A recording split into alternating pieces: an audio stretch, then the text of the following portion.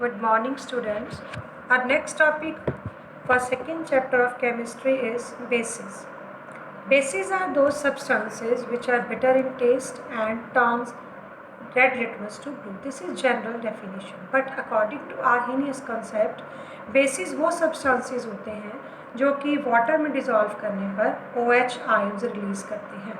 जैसे हमने एसिड्स में किया था ना, एसिड जो है H आयन रिलीज करते हैं, तो वैसे ही बेसिस जो है वो OH आयन्स रिलीज करते हैं.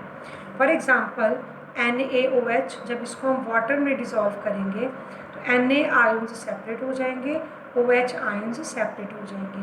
ऐसा जो सोल्यूशन होता है जब इसको हम वाटर में डिज़ोल्व कर देते हैं तो वो सोल्यूशन क्या हो जाता है, एक्वस, AQ, यानी कि solution made in water. Now physical properties of bases: bitter in taste, soapy to touch. जैसे सोप होता है वैसे इसका टच होता है, क्योंकि इनको यूज़ भी किया जाता है सोप बनाने में, इसलिए वो सोपी टू टच है. रेड लिटमस को ब्लू कर देते हैं. And are corrosive in action. Action में करोसिव मतलब अगर स्किन पर डल जाएं तो जैसे एसिड स्किन को जला देते हैं वैसे ये भी स्किन को जला देते हैं, बिल्कुल वैसे ये बर्निंग सेंसेशन प्रोड्यूस करते हैं. नेक्स्ट प्रॉपर्टी है इसमें कि कुछ बेसिस पानी में सॉल्युबल होते हैं और उन बेसिस को कहते हैं एल्कलीज. सिर्फ उन्हीं बेसिस को एल्कलीज कहते हैं जो पानी में सॉल्युबल हैं. और bases are not soluble in water. सभी नहीं है सॉल्युबल, इसलिए सभी को हम बेसिस, सभी को एल्कलीज नहीं कह सकते. जो सॉल्युबल है सिर्फ वही एल्कलीज है. फॉर एग्जांपल सोडियम हाइड्रोक्साइड है, पोटाशियम हाइड्रोक्साइड है, मैग्नीशियम हाइड्रोक्साइड है, कैल्शियम हाइड्रोक्साइड है, ये पानी में सॉल्युबल है, तो they are also called alkalis. तो बेसिकली आपको एल्कलीज की डेफिनेशन याद रखनी है. अब हम करते हैं इसकी केमिकल प्रॉपर्टीज़.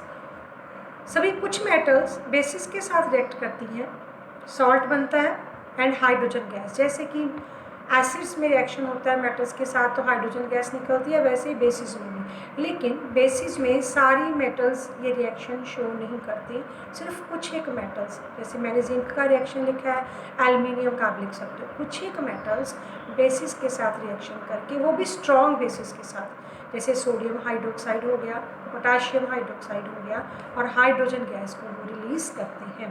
इस केस में जो सॉल्ट बनता है वो एसिड के जैसे नहीं बनता, थोड़ा सा डिफरेंट होता है. जैसे कि इसमें बनता है सोडियम जिंकेट. ये जो OH आयन है ये जिंकेट बना देता है, ZnO2. ये जिंकेट आयन होता है.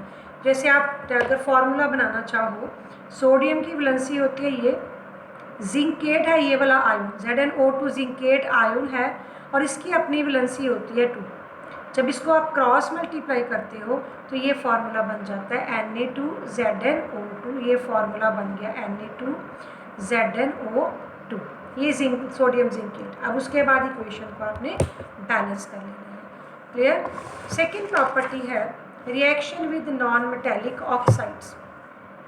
Reaction with non metallic oxides, ये बड़ी इंपॉर्टेंट प्रॉपर्टी है. इसमें से एक अलग से क्वेश्चन भी आ जाता होता है बोर्ड्स में भी और वैसे भी क्लासेस में भी, कि जब हम कार्बन डाइऑक्साइड गैस को पास करते हैं. अब ये कार्बन डाइऑक्साइड क्या है, ये नॉन मेटेलिक ऑक्साइड है. ऐसे ही सल्फर डाइऑक्साइड, ये भी नॉन मेटेलिक ऑक्साइड है. नाइट्रोजन डाइऑक्साइड, ये भी नॉन मेटेलिक ऑक्साइड है. तो ये सारे नॉन मेटेलिक ऑक्साइड्स हैं. उसमें से स्पेशल रिएक्शन आपने करना है ये कार्बन डाइऑक्साइड गैस का, कि जब इसको पास करते हैं through calcium hydroxide solution. Calcium hydroxide एक बेस है, इसको लाइम वाटर भी कहते हैं. तो लाइम वाटर मिल्की हो जाता है. क्यों मिल्की हो जाता है, क्योंकि इसमें से कैल्शियम कार्बोनेट बनता है जो इनसॉल्युबल सॉल्ट है वाटर के अंदर. तो मिल्कीनेस का रीज़न क्या है, for the formation of calcium carbonate salt which is insoluble in water. तो जब ये कार्बन डाइऑक्साइड की एक पहचान भी है, आइडेंटिफिकेशन, कि जब carbon dioxide gas lime water में से पास करती है तो वो उसको मिल्की कर देती है. It is the identification of carbon dioxide gas.